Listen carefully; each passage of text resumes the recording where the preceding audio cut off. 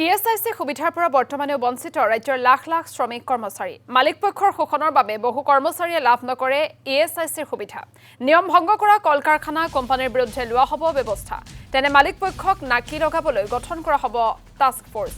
এই মন্তব্য ৰাজ্যিক কৰ্মচাৰী বীমা আঁচনিৰ প্ৰশাসনিক চিকিৎসা বিষয়া যোগেন্দ্ৰ নাৰায়ণ গোস্বামীৰ উত্তৰ গুৱাহাটীত অনুষ্ঠিত এক স্বাস্থ্য শিবিৰৰ কাৰ্যসূচীত এই মন্তব্য কৰে বিষয়াগৰাকীয়ে উল্লেখযোগ্য যে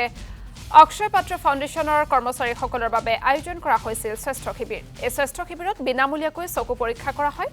ইএসআইচিৰ বেলতলাস্থিত চিকিৎসালয়ৰ চিকিৎসক আৰু Pragjyotish eye care and research private লিমিটেডৰ সহযোগত আয়োজন কৰা হয় স্বাস্থ্য শিবিৰ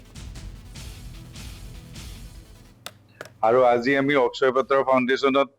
ইয়াৰ যিখিনি বেনিফিচিয়াৰী তাৰ আমি